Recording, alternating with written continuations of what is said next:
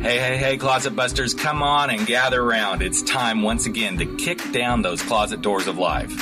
We're here to escape our BS, explore our fears, and elevate our self-expression.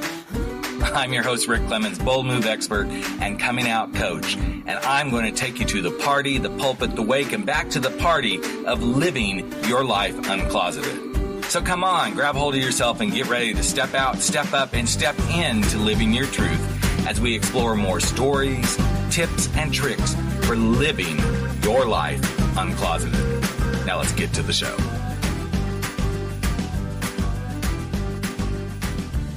Hey, Closet Dwellers and Closet Busters. We are here with another episode of Life Uncloseted. In fact, we're probably just a couple episodes in at this point. And I have to tell you, as I've been scouring the planet looking for really cool people to interview, you just never know where they're going to come from. And what I can tell you about today's guest is he's really created a knack for showing up authentically, finding ways to create something out of nothing. He believes that the impossible can truly be made possible no matter what the situation is. He's done some pretty cool shit in his life at this point. And he comes from a perspective that he knows, much like, any coming out journey, whether it's a coming out journey of building a business and leaving a corporate America job or coming out of a bad relationship, that chaos truly is what creates stability. Now, I met Greg, just a couple of months ago when I was at Podcast Movement. And he was part of a one-day seminar I was in. And as soon as he took the stage, it was like I immediately woke up. And then as he began to talk, I realized this guy is the real deal. He's solid. He comes from a place of service. He comes from a place of honesty and trust and transparency. And I thought, I got to have this guy. I got to have this guy on Life Uncloseted. And here he is today. I want to just introduce you to a really cool guy. His name is Greg Centineo. And I probably butchered the last name there, but welcome to the podcast, bro.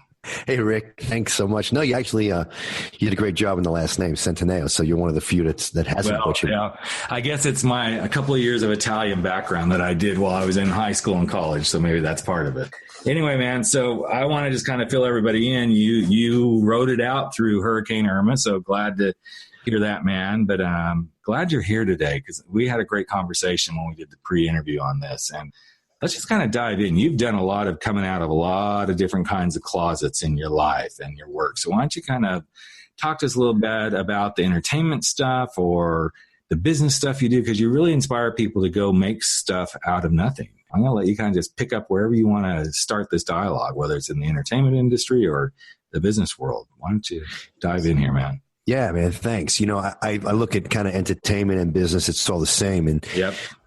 And it kind of, for me, it's been a kind of a really cool journey for myself, holding on to one consistency in my life has been, do what you want to do in this world. And so it's kind of led me, Rick, through, a real cool meandering path over the past 25, 30 years of my life into so many different types of industries, entertainment being one of them.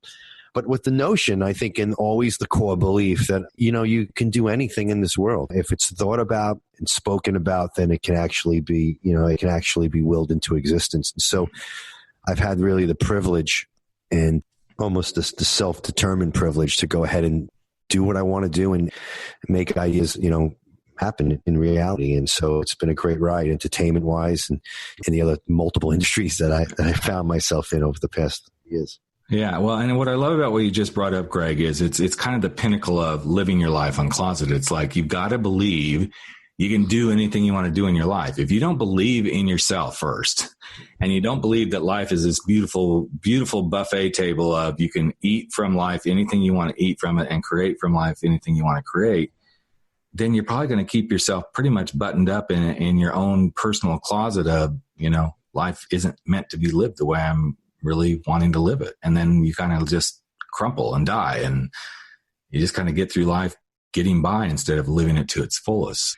I know you crumpled a little bit in a couple of your endeavors, in the entertainment industry, but what did you learn from some of those things where you're like, okay, I took this to the fruition, it came to this space, I got out of my own closet, and then suddenly it didn't happen the way you thought it was going to happen? Those can be really devastating moments in your life, Yeah.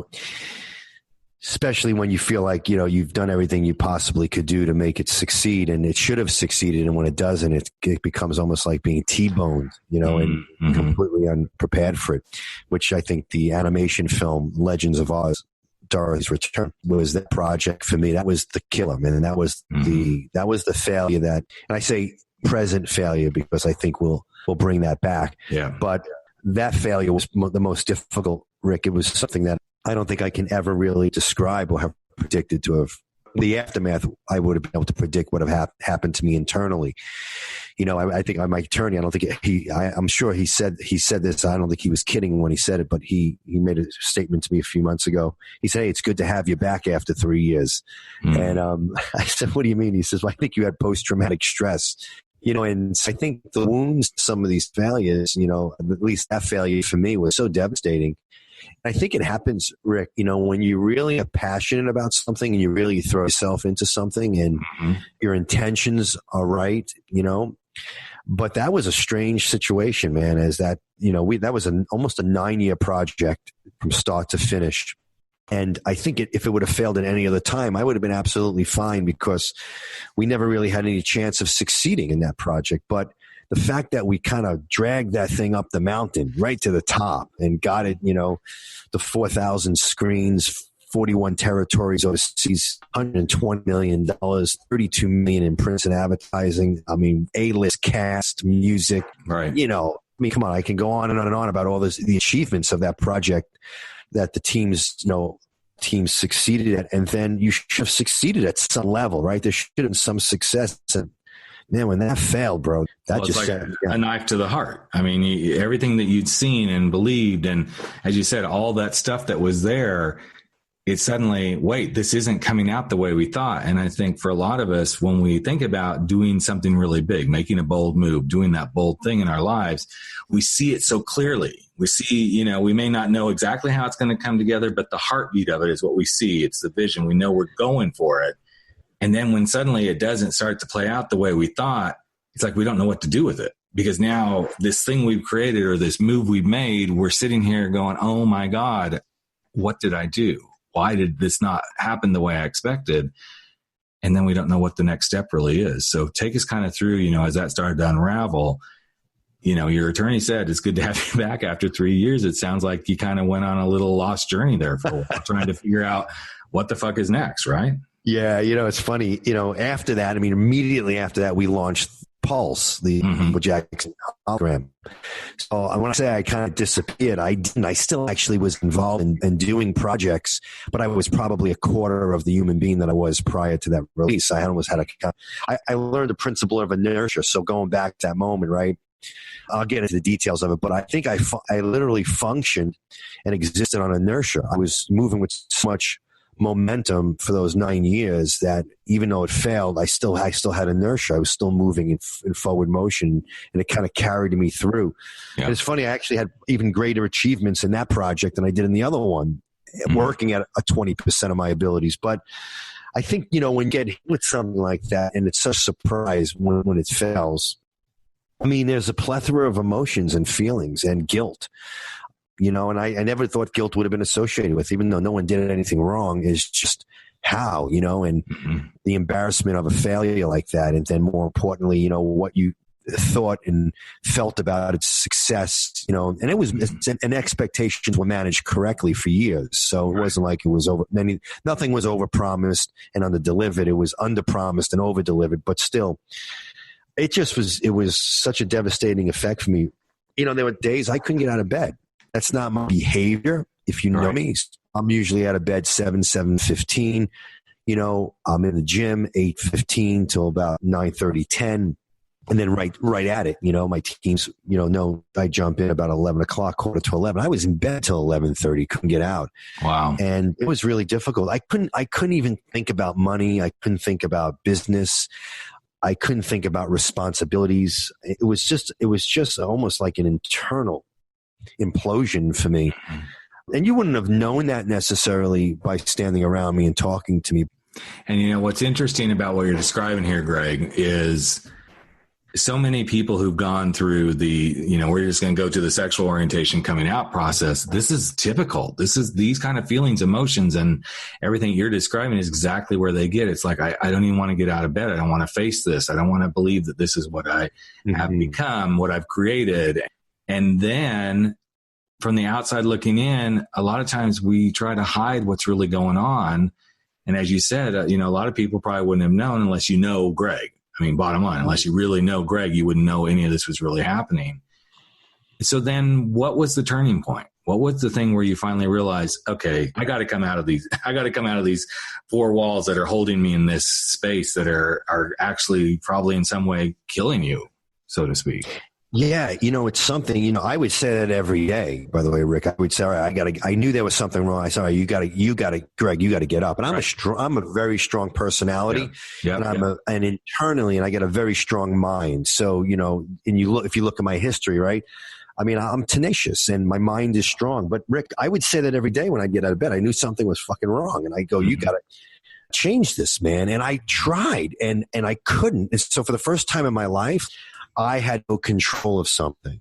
And I equated it to, Rick, and I want to focus on it a little bit because it was, I don't want to gloss right over it. It was almost as if I was a world-class runner, and then I broke my ankles, and I just kept getting up and trying to run, even though I had broken ankles. And I get up and I might stand, but I couldn't run. And so my mind was saying run, my arms would say run, my heart would say run, but I didn't have the faculties in my feet and my legs to do it. And so that was a very strange experience for somebody who's type A, who looks at obstacles and say, well, we're going to climb it, go around it, go through the damn thing. That was a really difficult place for me to be at. And where I was wounded, injured really severely, internally, psychologically, emotionally, spiritually, was a complete mess. And so I can relate now.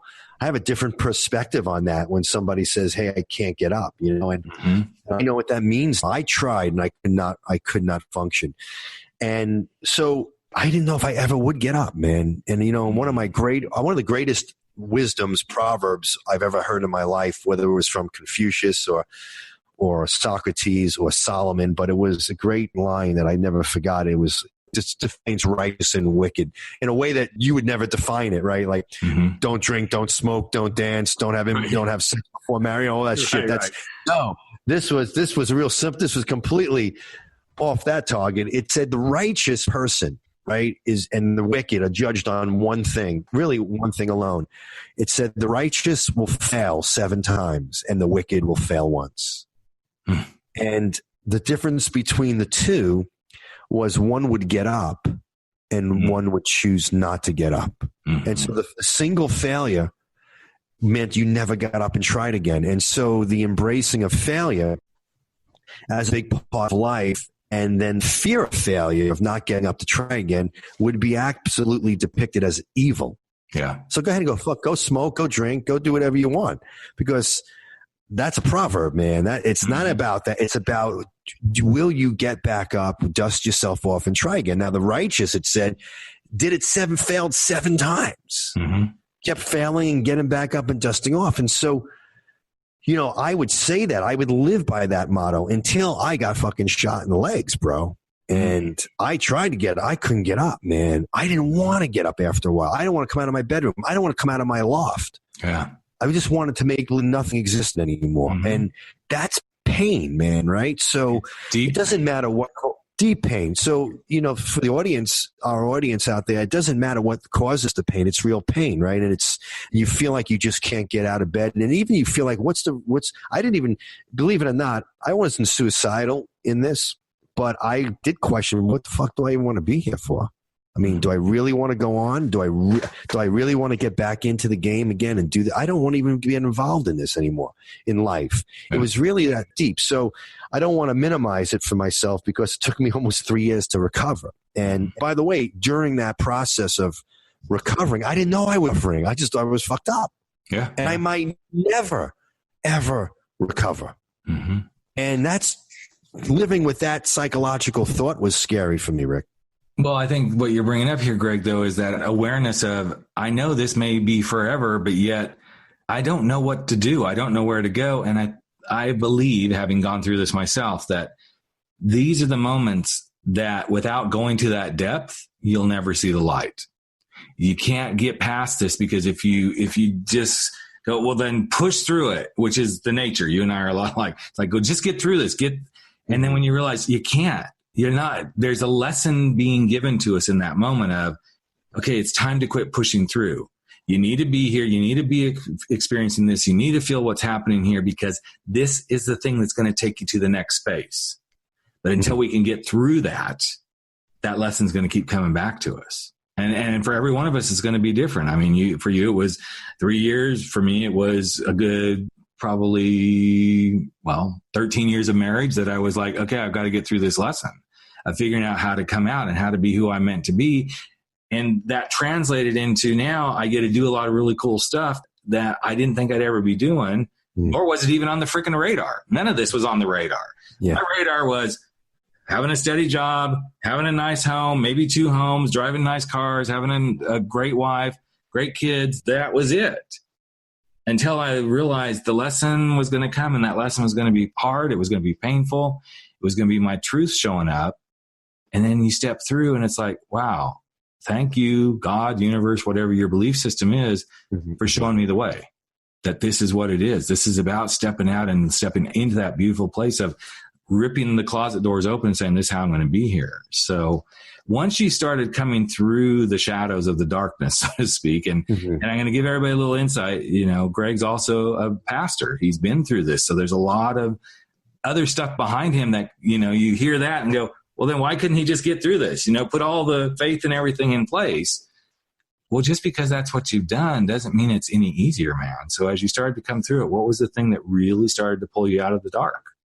Yeah, it's confidence. It was beginning to become more self-aware of myself, go deeper into myself, start to believe in myself again, because what I realized was it was confidence that I lost. And so over a period of, months, I think in the final year of healing, certain things were happening and certain people were coming to me and kind of affirming me, not realizing it.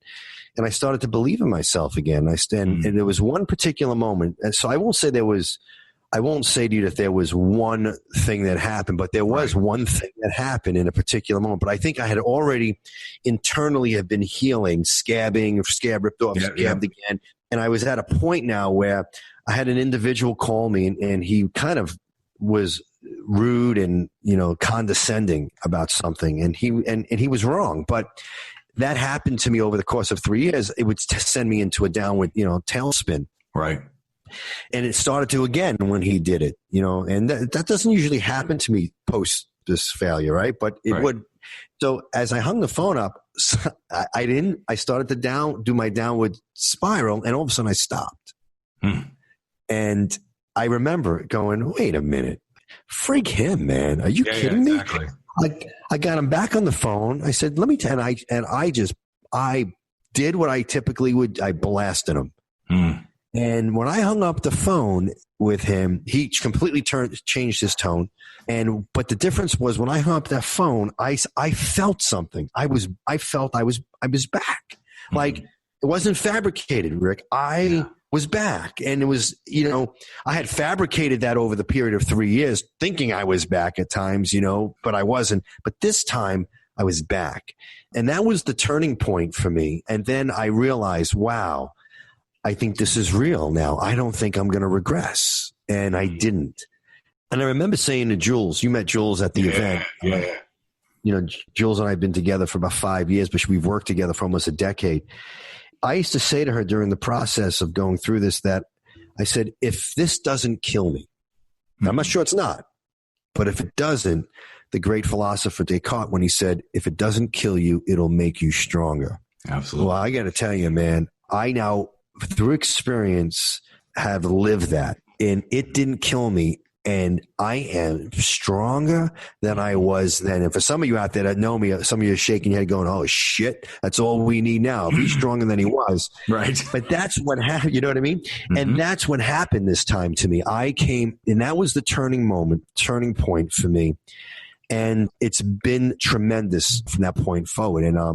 And I knew it, Rick. I knew it would help people. I said it to her. I said, if I get through this, this is going to help a lot of people because I'm a good communicator, right? And I'm really good at articulating, and connecting dots in life. And this is a disease with difficult. It's like I went to hell. I wasn't sure if I was coming back.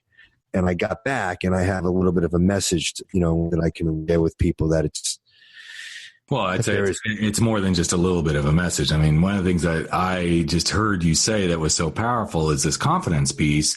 And actually what I also heard in there is not only was it confidence in yourself, but probably confidence in humanity and planet and everything else. There's that piece that we can be confident in ourselves, but then we got to go, okay, I'm confident that the world can take this in. And I'm confident that I can stand in the face of humanity when it says, you can't be that, you can't do that. That's what it really means to start to take that confidence piece and own it and move forward with it and step into the power of who you're really, truly meant to be. So as you did that, what I also picked up, Greg, there was just a determination that came back into your body, mind, and soul that this is what I'm supposed to be doing. And it probably looks slightly different than what you'd been doing in the past because the experience took you to a place that helped you see yourself in a whole new light. Is that right? Oh, absolutely, man. It puts you on a different trajectory. Mm-hmm. And that's what it did. There was a metamorphosis going on in that 3-year period. Part of you dies. Yeah. And I've been reinvented before, in my life. But at 1999, I had a similar experience. I kid around. I always say I got fired by the church in 1999. I would say, if you think you got problems, I actually got fired twice by God. But during that 99 process, it was a reinvention of my life, but part of me had to die. And the same thing here. And I think this is really interesting. We all talk about transformation. We all want to change and evolve as people, but I realize there's a price to be paid for that. Part of you has to die for some of you to live. And I think what happened, Rick, this was the greatest death of my life without dying. And a lot of me did die in these 3 years. But then there was a reinvention. There was a new birth, a renaissance inside me that made me very different. It made me actually a little softer as a person, more compassionate. And I think I was soft and compassionate as a person prior, but this is even more now. And so there was this metamorphosis of me. There was this reinvention of me, and what I left behind died. I was afraid that I wouldn't be able to function again in life. That was my fear. I wasn't afraid going through it. I wish somebody could have said to me, you're going to be okay. It might be 3 years, could be 5 years, but you're going to be okay. I just didn't know if I was going to be okay. I didn't have a problem going through it. I just felt like I would never get out of it. And that was the scary part. So for those out there that are struggling, going through something like this similar, I can tell you, I can't guarantee it, but you're probably going to get through it, and there's going to be all types of emotional mosaics, if you would, that are going to take place in your life and that you're going to go through. And that's all part of a dying process of something in you that's got to go. Right. You brought something really interesting up, Greg, that I want to make sure the listeners get this. And those that have been longtime listeners from when this was the Coming Out Lounge, they may have already picked it up. But what you just described is that death of who you were in that rebirth. And what's so interesting is when someone's coming out of the closet in their sexual orientation, they go through this same thing because there's this death of who they thought they were and allowing the birthing of who they really are to come forward. And it doesn't matter if you're doing this from a sexual orientation piece or you're doing this from here you are, you produce this, Hollywood film and everything, and you step forward and you thought this is what you're supposed to be, and then suddenly it crashed and burned. What I heard you just say was there's that piece of yourself that had to come forward, that piece that, had to be reinvented and rebirthed, but it was probably always sitting there, this softer Greg, this more emotional, available guy that's always been there. He's always been hiding in there in that internal closet of who you are in your body and your soul. But now that awakening happened, and now here he is totally full and present in a way that you didn't even know you could be. And then probably by a lot of people who know you, it's like, wow, who is this guy? Yet he's always been there. Just like somebody who's gay, it's always been there. Somebody who's been an entrepreneur who knows they should have been an entrepreneur and doing their own thing. It's always been there. It's just there's some catalyst that comes along and boom, you're faced with the why in the road going, okay, are you going to actually go or are you not going to go? And some people never will go. and that's just their path. But those of us who've been there, and it sounds like this is exactly what happened to you, is you realize, okay, I'm going to go. This is where I'm supposed to go. I'm going to show up this way. And man, it's like letting go of the old self, and then the new self steps in, and then suddenly you're on a whole new path that's like, wow, I never fucking believed I would be this space, but now I'm here and I really love it. It's funny you say that, Rick. Yeah, because you go to a new place that you've never been before, and then you're shocked when you get there and go, this is really awesome. It's a totally new perspective. It's a new mindset. Yeah, I think, and then, we talk about sexual orientation. I mean, that's sometimes because, especially in certain countries, Oz included, there's such a stigma, there's such a mores that's put upon it. So you feel like you're doing something wrong. You feel like, there's something wrong with you. And like I did too, I just felt there was something wrong with me, failed at that level. And maybe I'm not as great as everyone said I was. And maybe I'm the opposite of what, and so mind games that come in, guys. And I think you and I talked about this a couple of weeks ago, but it's, learning to love yourself and learning to love who you are, exactly who you are. Absolutely. And it's the only thing you really own in this world. I've really come to grips with this. And philosophically, the only thing you really own in this entire world is you, is yourself.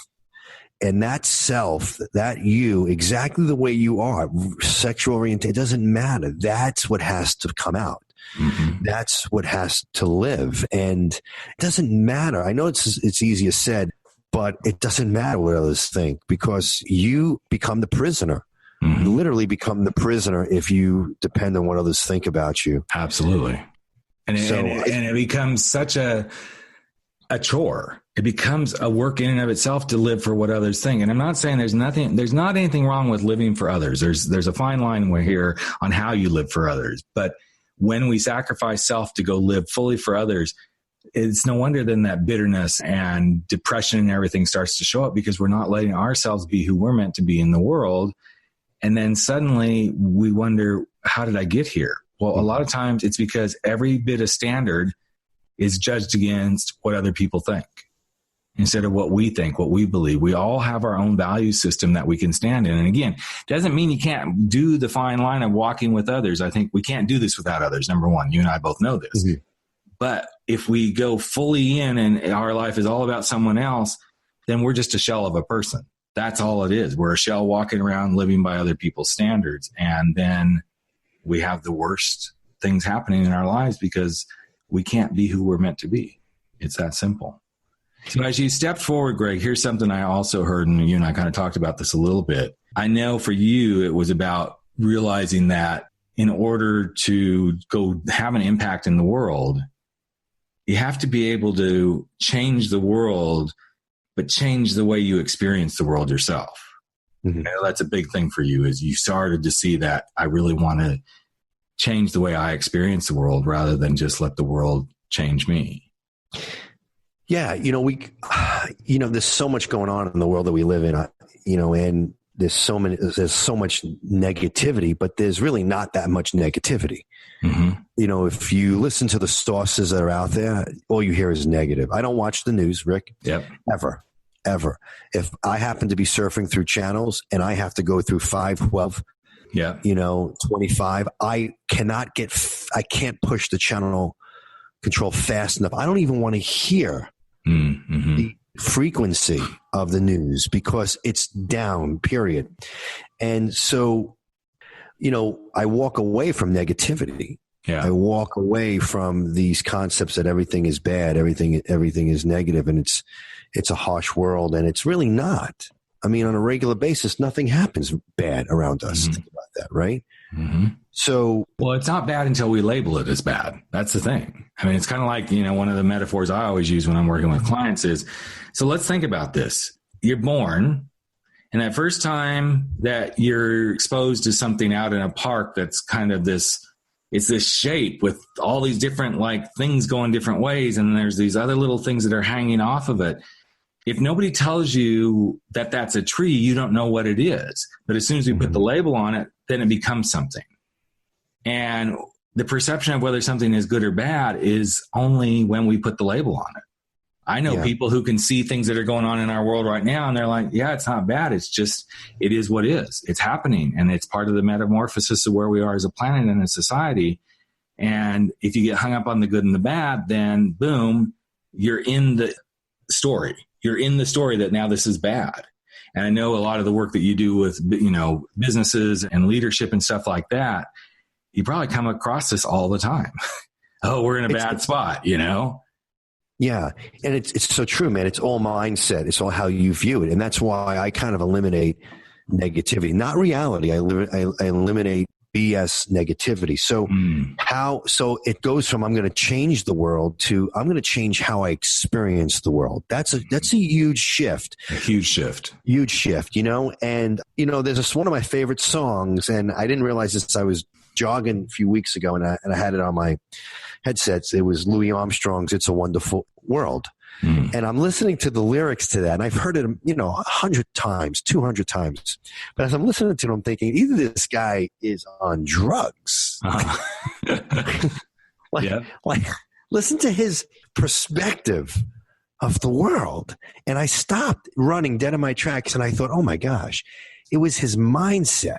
Mm-hmm. It's how Louis, and it's how you choose to experience this world. And I got to tell you, man, like I say to people, a lot of the elderly, when I speak to elderly people, and they're, oh my gosh, things are so. I said, what are you talking about? I said, what's happened horrifically to you or anything negatively to you in the last 5 months? Nothing. Then what are you talking about? Well, the news. What about the news? So it's a perspective. It's a mindset. It is. And, if I go into companies, it's all a mindset. I change mindsets. That's why it doesn't matter what industry I come in. Yep. I don't need to know your industry. I know the mindset. It's your people. Unless the company's being run by dogs, cats, and birds, and I'm going to have to figure that out. But as long as it's run by humans, I already know the problems. It's your mindset. And if you can change your mindset, you're not going to change the world, but you will change the way you experience this world. And that, I think, is the most important element right now. Well, I agree. And I think that's a beautiful place to kind of bring us full circle, because you just put a beautiful value bomb out there of how you choose to experience the world is also how you choose to get yourself uncloseted in life. Everything's a choice. Everything is a choice. And it's hard for us as humans to grasp that concept because, okay, yes, I get the concept that it's a choice, but man, to have to choose to be happy, it's like a gut reaction to be miserable. Okay, well then you need to start choosing to be happy instead of choosing the gut reaction to be miserable. As people choose to do things, they choose to experience the world. But if they choose not to experience the world from a positive space versus a negative space, it's all in your own choice. It's in our hands. And as soon as we can grasp that, to me, that's when the magic starts to happen. It doesn't matter if you're in the business world, if you're creating animated films, if you're creating Michael Jackson's, hologram. When you choose to experience the world in a certain way, then you choose happiness, you choose joy, you choose the experience of life. So, Greg, as we wind up here, man, I appreciate you being here, but I know you've got beautiful value bombs you can always drop. So if somebody's really struggling to just truly step into that space of living their life freely and out of a space of feeling closeted, and they want to come through that door and go, yes, it's time for me to live my life uncloseted, what would you love to leave the listeners with as a last closing note here? Just remind yourself that, what is it that's, obviously, what's the fear? Mm-hmm. And what I'd say to you is don't look for the fear to mitigate, because most of the time the fear won't mitigate. Start to focus on becoming brave to face the fear, because that's really what matters. People look at me all the time and they think I'm not afraid. I say, of course I'm afraid. Of course we are. And they go, well, how do you do it? I go, I'm brave. So coming out is you're afraid. Okay. And that's not going to change. Right. And so you have to become brave. I heard a funny line a few months ago, and it said that, guy was talking. He said, I worried about 100,000 things. Worried, kept me up at night. He said, only 2 of them came true. And so most of the things that we're afraid of, most of the things that we anticipate is going to happen, don't even ever happen.